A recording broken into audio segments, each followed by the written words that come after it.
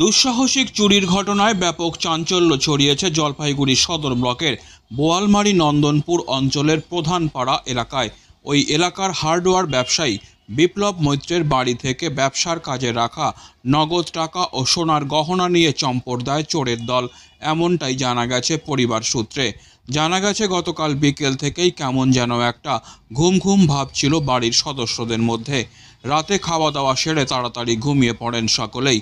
রাত ঠিক আনুমানিক 1টা কিংবা 2টোর দিকে শব্দ পেয়ে ঘুম থেকে উঠে দেখেন ঘরের দরজা খোলা, কিছু আসবাবপত্র এবং ট্রাঙ্ক বাইরে রয়েছে এবং 3জন ব্যক্তিকে দেখতে পান বাড়ির ভেতরে। চিৎকার চেঁচামেচি করতেই পালিয়ে যায় ওরা। বিপ্লব মৈত্র বলেন, ব্যবসার কাজে রাখা নগদ টাকা এবং 3টি সোনার গহনা নিয়ে পালিয়ে যায় চোরের দল। রাতের বেলাতেই বিষয়টি এলাকাবাসী এবং পঞ্চায়েতকে জানানো হয়েছে। তিনি আরও বলেন, জলপাইগুড়ি কোতোয়ালি থানার পুলিশ এসেছে। স্থানীয় পঞ্চায়েত সদস্যের স্বামী সঞ্জয় সরকার বলেন, খবর পেয়ে রাতেই ঘটনাস্থলে আসি এবং বিস্তারিতভাবে জানতে পারি। চাই বিষয়টি প্রশাসন গুরুত্ব সহকারে দেখুক এবং এলাকায় একটি পুলিশ ফাঁড়ির ব্যবস্থা হোক। ঘুমাইছিলাম রাত 1টা-2টার দিকে আমাদের ঘরের থেকে টাকা পয়সা সোনা দানা সব বের করে নিয়ে গেছে। কারণ বশত মা টের পাইছে, ওখানে দেখছে পড়ছে 3টা লোক ছিল। আচ্ছা, তখন মা পিছা দিছে চোর বলে। আচ্ছা, ওরা পালিয়ে গেছে বাড়ি থেকে। আচ্ছা, কি মনে হচ্ছে এটা চুরি করেছে নাকি চুরির ঘটনা? এটা চুরির ঘটনা। বলছেন এইরকম একটা দুঃসাহসিক চুরির ঘটনা ঘটলো, তো আপনারা কখন টের পেলেন? যখন মা প্রথমে শরীর ভালো ছিল না। আচ্ছা, মারও শরীর ভালো ছিল না, আমাদেরও শরীরটা একটু খারাপ ছিল। সেই সময়টা চুরি করে আবার ঘর থেকে বের হয়ে গেছে। মানে শরীর খারাপ কখন থেকে মনে হচ্ছিল? কালকে দুপুর থেকে।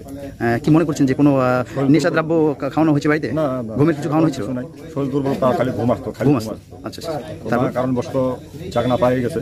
জাগনা পাওয়াতে মা চিল্লান দিয়ে বের হয়ে গেছে, ওরা বের হয়ে গেছে, গরু চোর করে বের হয়ে গেছে। আর আমাকে ভিতর দিয়ে বাইরে থেকে ছিটকে হ্যাজবল লাগাই রেখে দিয়েছে, আমি যাতে ঘর থেকে বের হতে না পারি। আমি বের হইতে হইতে তোর সব চলেই গেছে। বলছিলাম কি নিয়েছে বাড়ি থেকে? ক্যাশ নিয়ে গেছে 6-7 লাখ টাকা। আচ্ছা, সোনা নিয়ে গেছে 6-7 ভরি। আচ্ছা, এই নিয়ে গেছে। মানে ক্যাশটা বাড়িতে রাখা ছিল? ক্যাশটা বাড়িতে রাখা ছিল, কারণ হচ্ছে আমি ব্যবসা করি।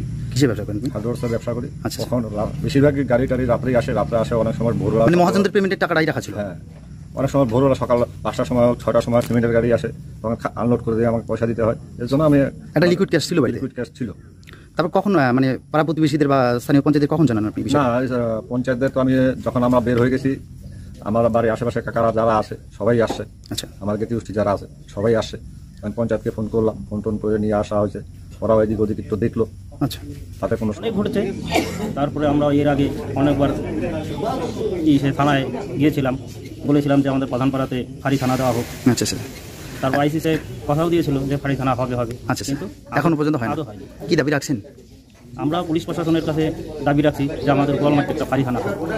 হ্যাঁ, এখন যে দিনের দিন মানে ইয়াং জেনারেশন যেভাবে নেশায় যুক্ত হয়ে যাচ্ছে, এর জন্য আমাদের প্রধানপাড়াতে ফাঁড়ি থানা খুবই দরকার।